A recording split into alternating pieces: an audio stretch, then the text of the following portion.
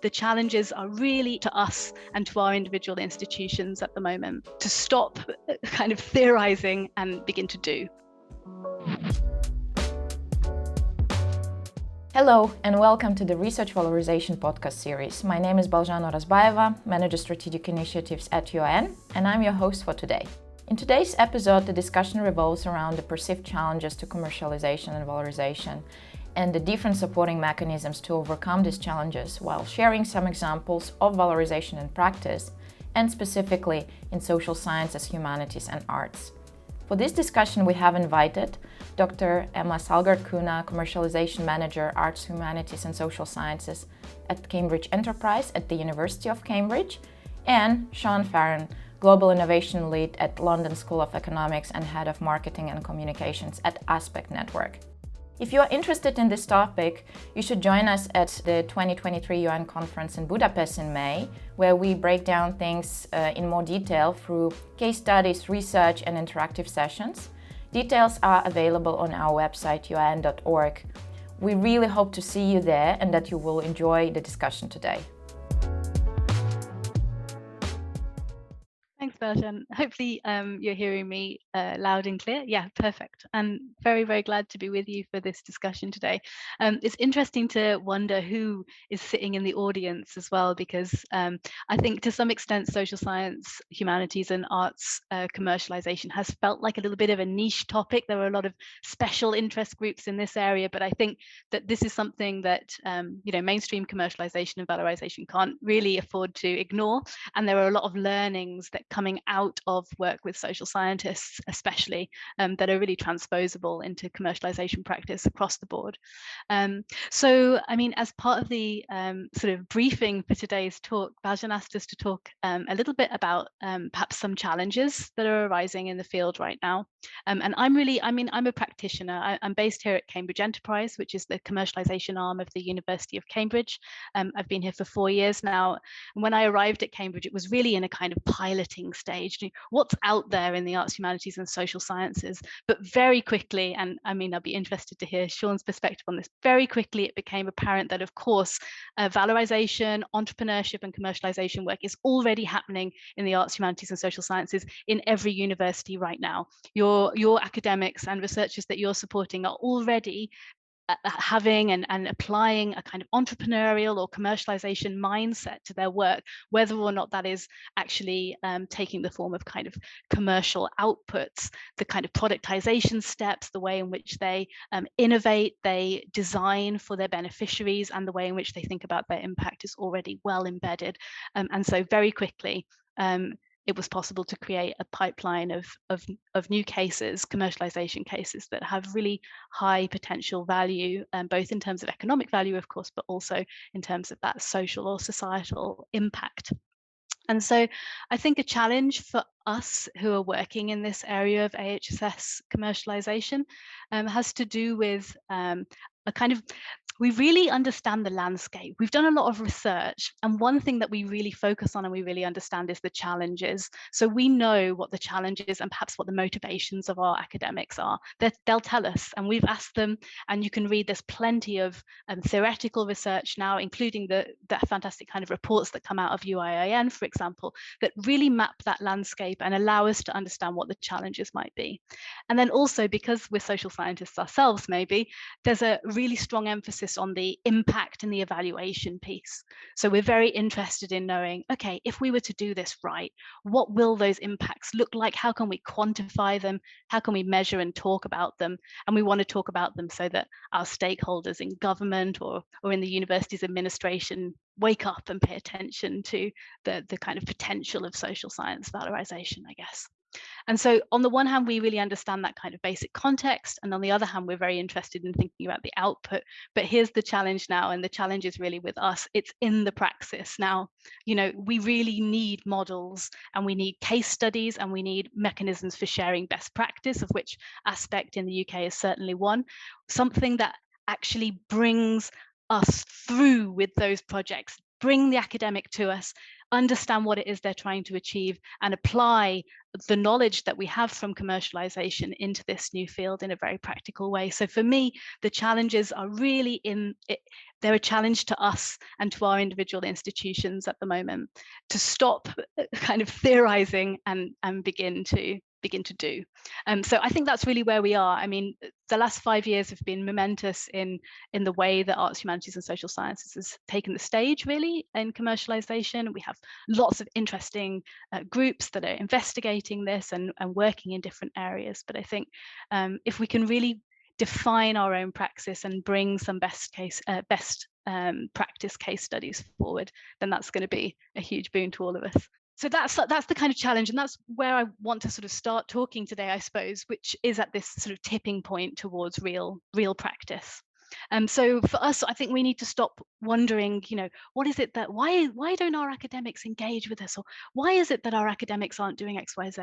And we also need to stop saying, why is it that our stakeholders don't recognize how great we are, and we kind of just need to get on and do it, and the proof will be in the pudding. So in terms of kind of the insights, I suppose, that I can share in just a short talk, really, I wanted to introduce a case study of our own, and this is something that I'm working with right now. So it's not something that I can kind of look back on and tell you whether or not it's working out, but I can give you a sense of where we are and what we're wrestling with. And from this case study, I'm hoping to bring out, I hope, two key points or insights that I think are relevant in many of the cases that I'm dealing with here in Cambridge. So the first thing I want to say is that commercialization is a toolkit. We have tools. We can create companies, we can productize, we can market, we can establish partnerships of various kinds. And we also have a really powerful tool called the license. And this is one of our absolutely most basic but most flexible mechanisms for getting value out of the university and into the hands of a partner licensee who can really make something of it and allow us to scale and sustain the impact of that research for many years. And the license actually is unfamiliar territory for some arts, humanities, and social science researchers. And so one of the kind of very basic things that we can do is just to reframe the valorisation activity that is already happening with researchers who are engaged in public engagement, perhaps they're doing media work, perhaps they're doing kind of policy influence work. So they're already kind of moving their research out of the academic dimension and into the real world already. But just by throwing in these mechanisms, these tools from our toolkit from commercialization, we can reframe problems in a way that really opens doors for our academics and provides a pathway forward.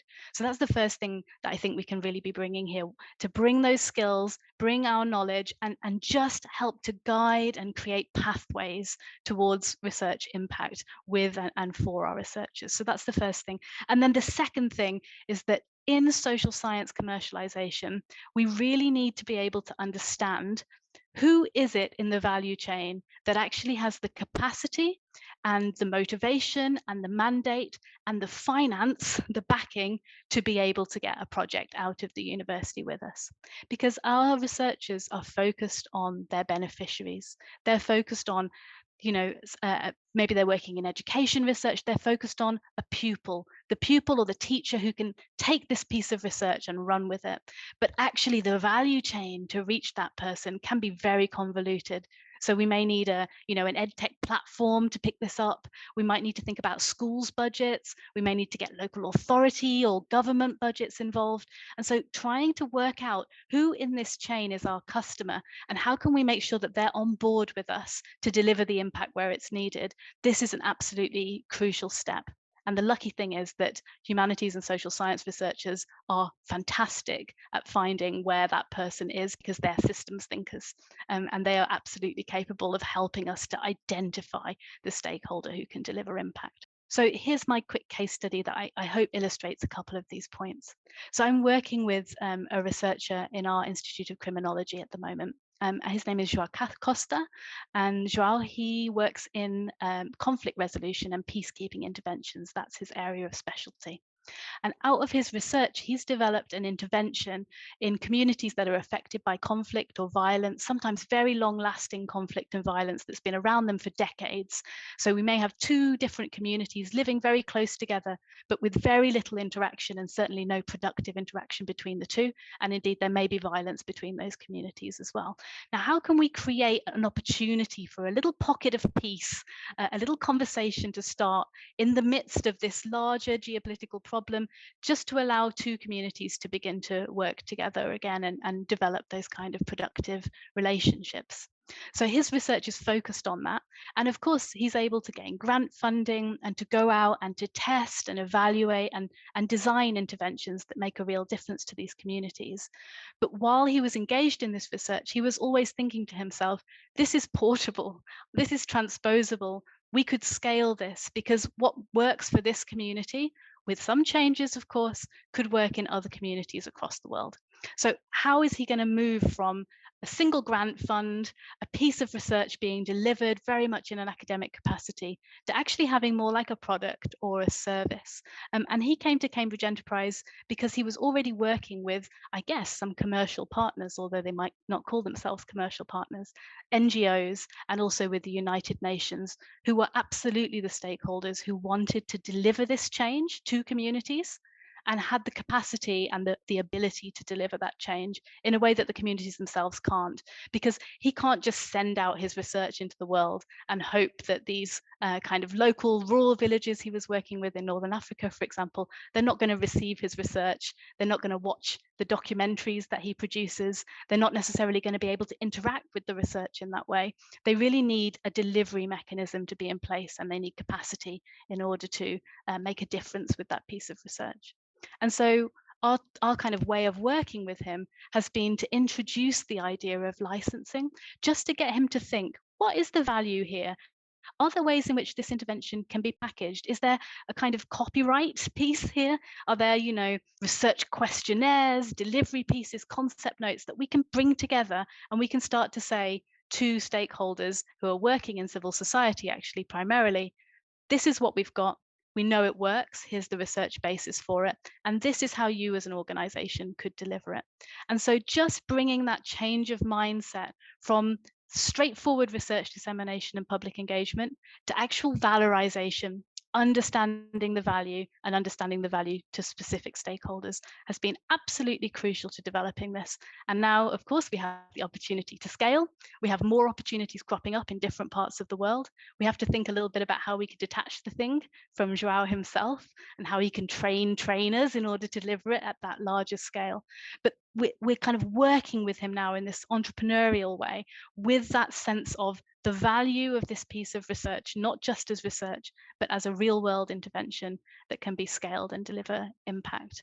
So in a case like this, we're bringing our toolkit and we're working with him to identify who in the value chain is the partner, the licensee perhaps, who will help us to deliver this value in the real world.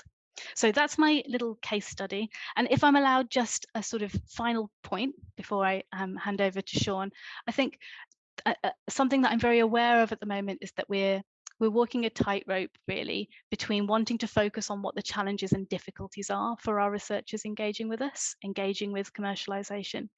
And we don't want to overemphasize the challenges. There are challenges for STEM too. We don't want to kind of get ourselves dug down in there. On the other hand, we cannot make it seem like this is easy. We can't be too optimistic, because commercialization is really hard. And again, our STEM colleagues know that. Commercialization is very, very difficult. It requires huge amounts of commitment. So it's about presenting opportunities in a way that's realistic and, of course, guiding and helping our researchers on their way as they work through that valorization journey. Yeah.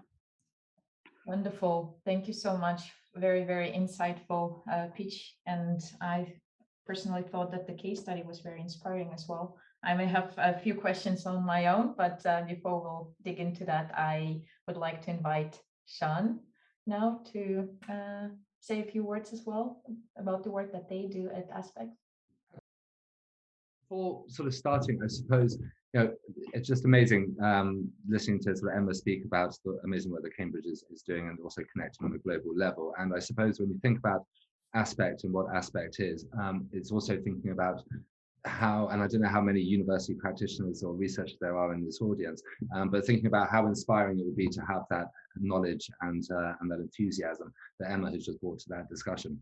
And that is what Aspect ultimately is.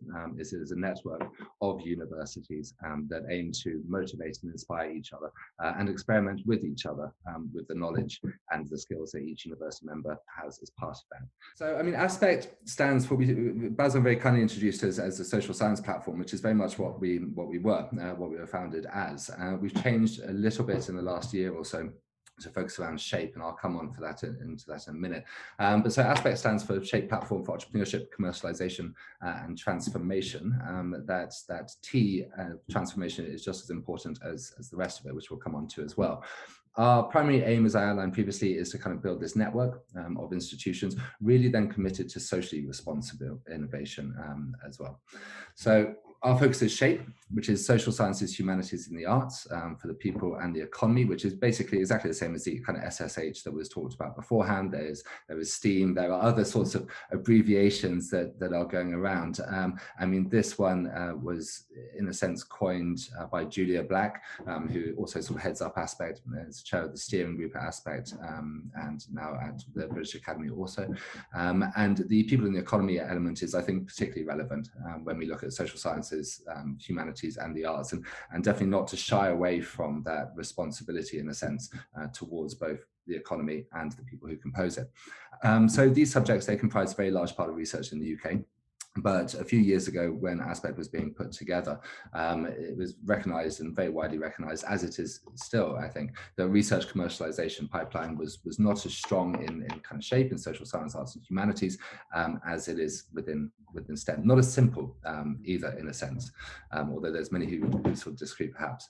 But in terms of being a network, we're also very much just not about just connecting people. Whilst that is hugely valuable and it kind of leads around in full circle, it's also very much looking at, you know, what are different ways of making research scalable and sustainable with an income or a data set or whatever that may be.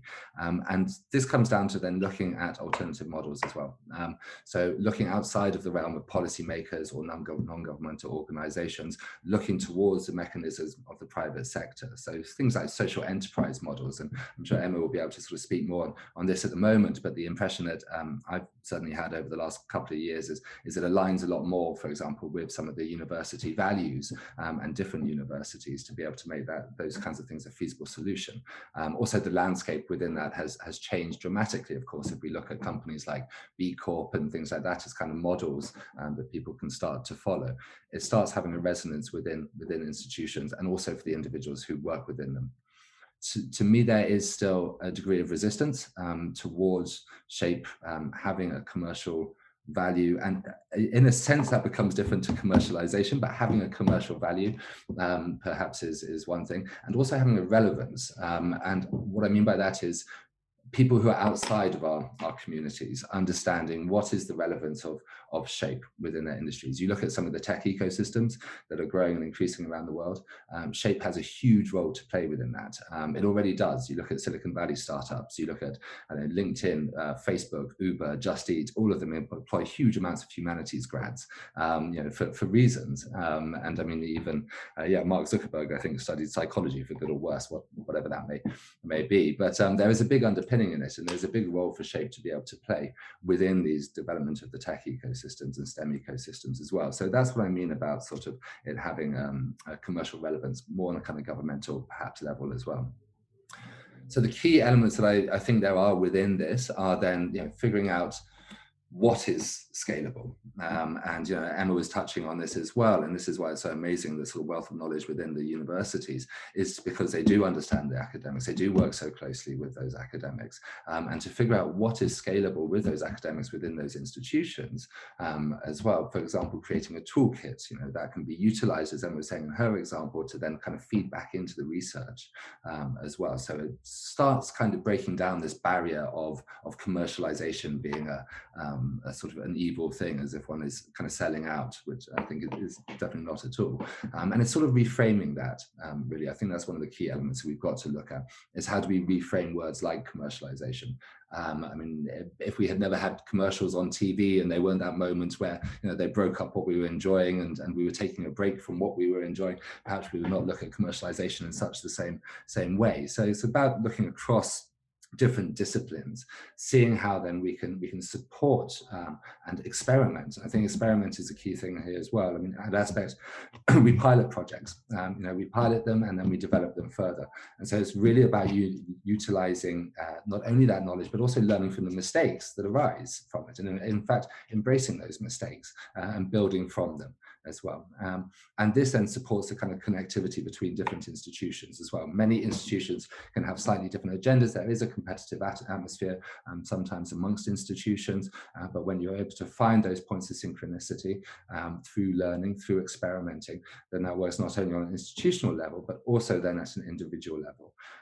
We've had fantastic conversations with Aspect members before, whether it's an event they've come to at the first time, or whether they're encountering a new members project, whatever it may be, that they feel that they have found their tribe. And I think for university researchers to feel that, yes, they exist within the ecosystem of their university, but they also exist within a global ecosystem of players who are working on this. And like Emma said, it's not necessarily anything new. It just sometimes does exist more within the private sector. Deloitte have been doing kind of shape commercialization for years. Legal firms have been doing it in a sense for years as well.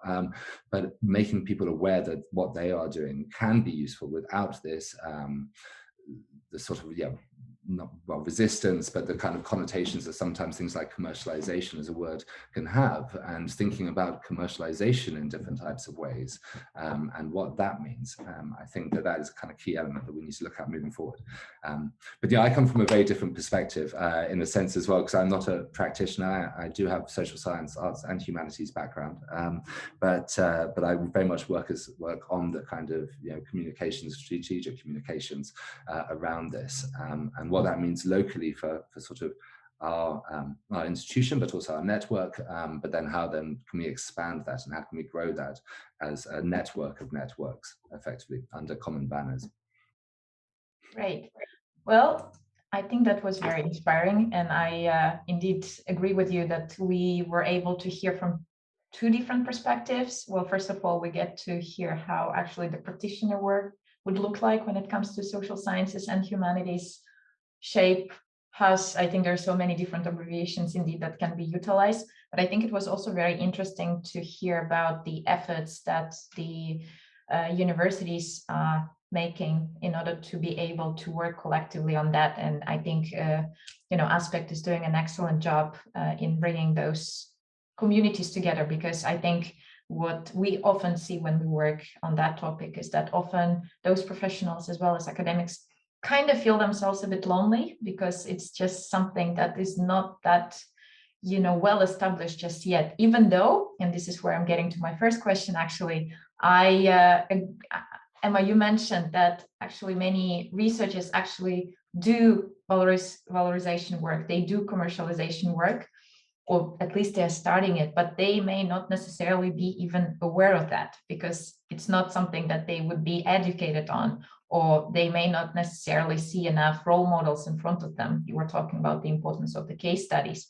And then, Sean, you were also saying that it is important to actually bring those examples and share those practices within the community as well. So my question to you would be, how can you, what would you recommend to universities when it comes to awareness raising exercise, and not only about the importance of social sciences and humanities? How can we generally make researchers population as well as the professionals population aware of potential pathways that valorization is actually taking place through multiple different ways? It doesn't have to be commercialization straight on, might as well be a first small step. So I'm just wondering, do you have any tips and tricks in your pocket that you can share with our audience here? Because I also saw a similar question in the Q&A as well. So I think it would be great to hear if you have any advice on that.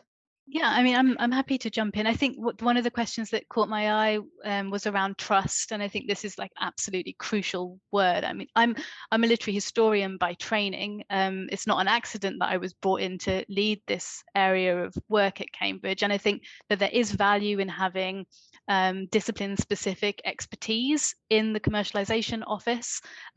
Somebody who feels like, okay, yeah, they've kind of got the same basic reference points, but this is also something that can be learned. It's not as if my engineering colleagues, just throw up their hands when they get something from chemistry or computer science. It's possible for us to also listen and learn from our academics what the value of their research is and what they're working on. So I think that kind of listening, and also I think this really speaks to valorization versus commercialization. I think, where is valorization being supported already in the university ecosystem for humanities researchers? You will probably find that it is in something like public engagement, or perhaps in a kind of policy engagement, policy influence. These are the most common ways in which researchers might begin to imagine the value of their research, either as something that they want to kind of disseminate and deliver to the public or to individual public, or that they imagine that it may have value to policymakers because they want to see some kind of systemic change.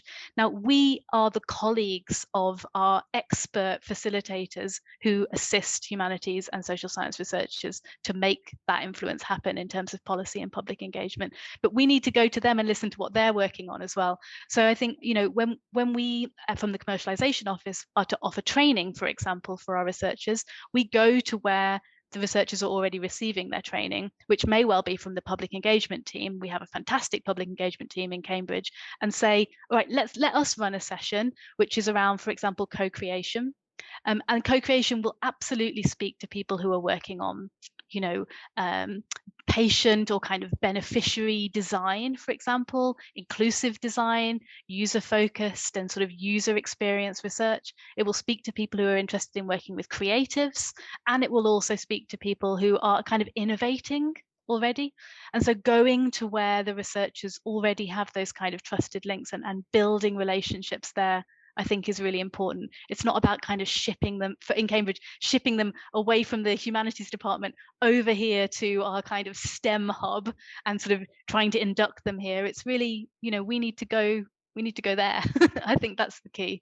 So yeah, building trust and recognizing that different kinds of valorization activities are absolutely sister activities to commercialization. They are not happening in isolation. They are part of the same network of people creating impact from their research. Thank you. I have a few follow-up questions, but I think I will first turn to Sean here.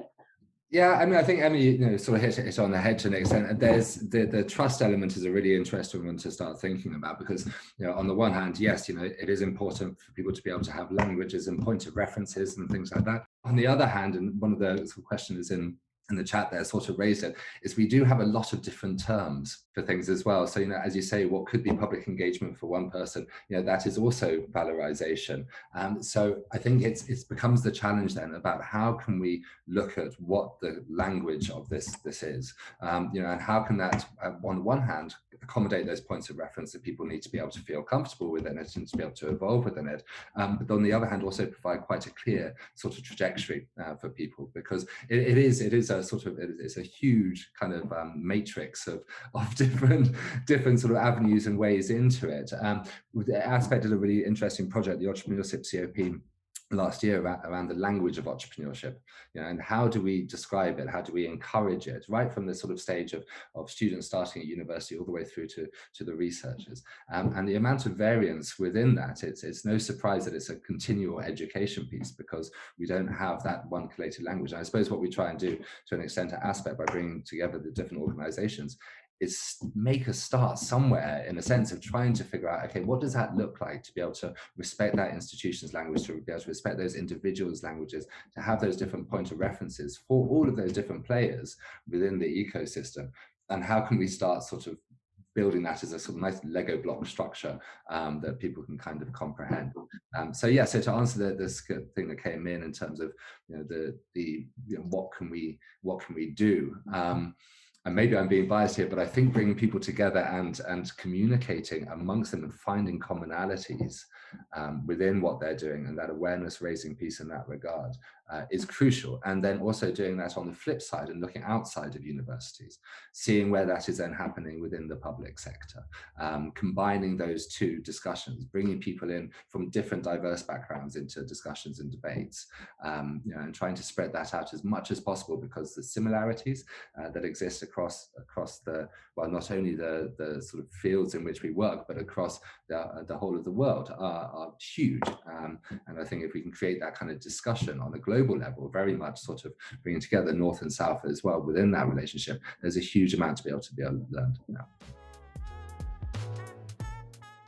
Thank you for listening to today's discussion. Stay tuned for the next episode on the Research Valorisation podcast series. And don't forget to follow UN on LinkedIn and register for our newsletter at un.org to stay up to date with the latest research, events, and more. If you want to hear more from Emma, make sure to register for the 2023 UN conference in Budapest, where she will feature on the Building Strategic Partnerships and STEM and SSH keynote panel. Details are available on our website un.org.